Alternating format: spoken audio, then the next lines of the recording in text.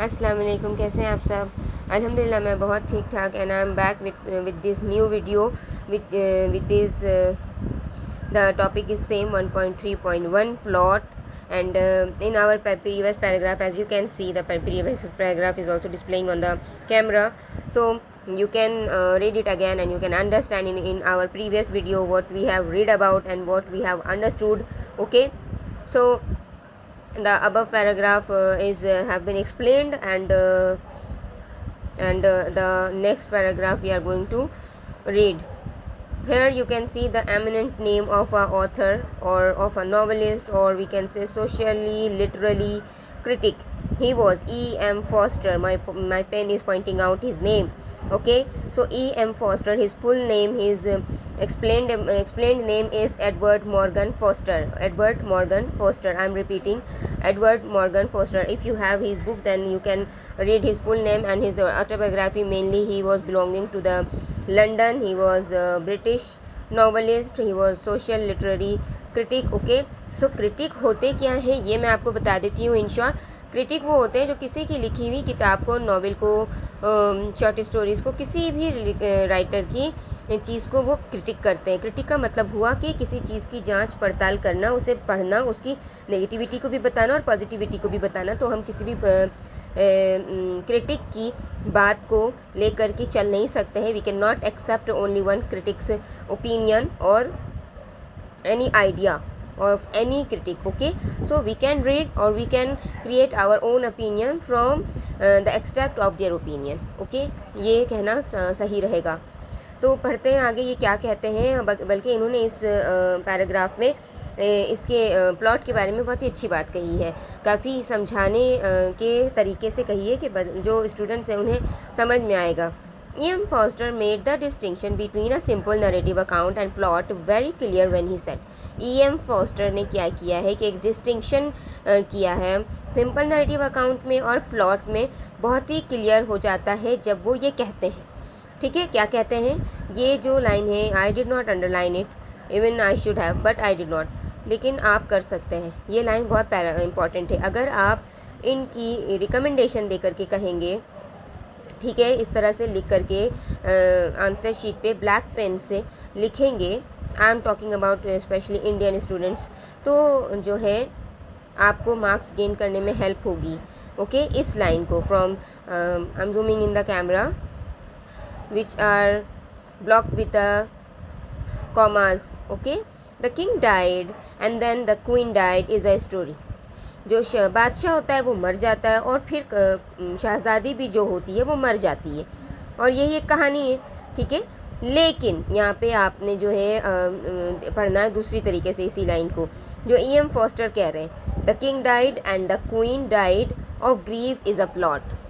ठीक है, ये एक सिंपल नरेटिव अकाउंट हो गया। ये एक लाइन जो है यहाँ पे फिनिश होती है फुल स्टॉप के साथ, this is the simple narrative account. ठीक है, कि एक शहज़ादा था, मर गया, और एक उसकी बीवी भी जो थी मलिका, वो भी मर गई।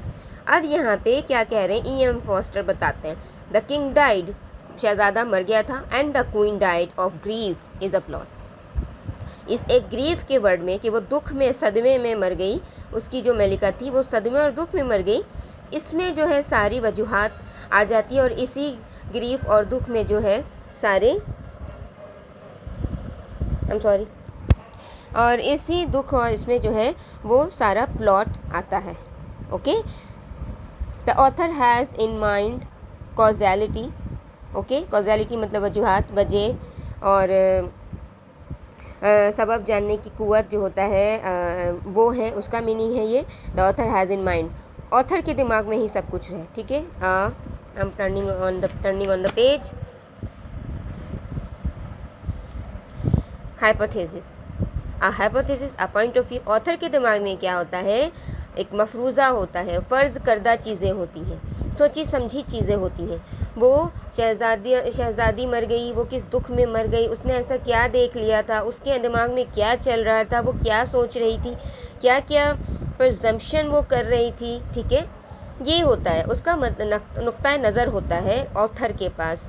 ही has a vision of the occasion, उसके पास नज़रिया है वाक़यात का। The simple sequence of event has been given a meaning, एक सादा बनाए हुए जो वाक़यात होते हैं, टुकड़े होते हैं छोटे छोटे, वो उन्हें मीनिंग देता है, ठीक है। वो मीनिंग देते हैं। छोटे छोटे वाक़यात को जब हम पेन डाउन करते हैं तब मीनिंग देती है वो चीज़ें। A plot then is I am sorry, मैं इसे पॉइंट आउट कर देती हूँ। ये लाइन मैं जब तैयारी कर रही थी अपनी मास्टर्स ऑफ इंग्लिश के, अल्हम्दुलिल्लाह I have passed out with the first division, okay. A plot then is a narrative, तो मैंने ये लाइंस अंडरलाइन की थी and I just done its rectification. I am sorry but I am saying this. हम लोग क्या करते थे, जो ऐसी लाइंस होती थी, डेफिनेटली इतनी टफ़ इंग्लिश में जो ये किताबें अवेलेबल है तो हमें इसे रेक्टिफिकेशन ही करना पड़ता था। कुछ ऐसी लाइंस को हम रट लिया करते थे और फिर उसे ब्लैक पेन से जो है आंसर शीट पे दिया करते थे, तभी हमें मार्क्स मिले हैं। मेहनत की है भाई, ठीक है।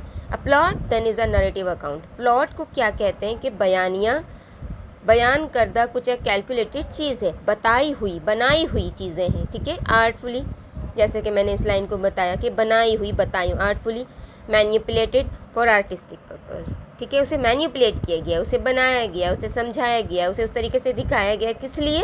आर्टिस्टिक पर्पस के लिए। To give pleasure and to signify meaning, उसे पढ़ने वाले को मज़ा देने के लिए, पढ़ने वाले को दिलचस्पी देने के लिए, पढ़ने वाले का अट्रैक्शन लेने के लिए कि वो और पढ़े और हम और लिखें। एंड टू सिग्निफाई मीनिंग, और मीनिंग को, मतलब को सिग्निफाई करने के लिए, मतलब को वजाहत देने की, मतलब को दिखाने के लिए, ठीक है।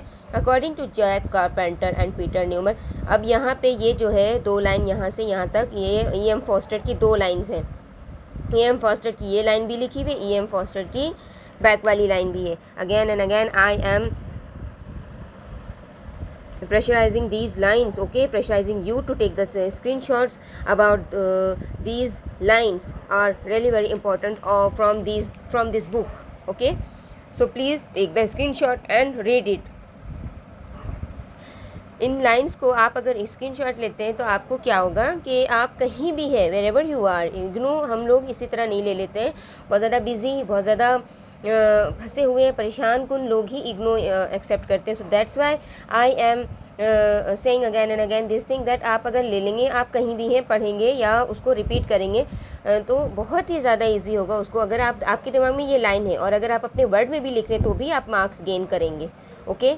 इग्नो की किताबों से मार्क्स गेन इजीली नहीं होता है, इग्नो की किताबों से इजीली मार्क्स गेन नहीं होता है, ठीक है। और पास आउट भी फ्रॉम द फर्स्ट अटैम्प्ट नहीं हो पाते हैं।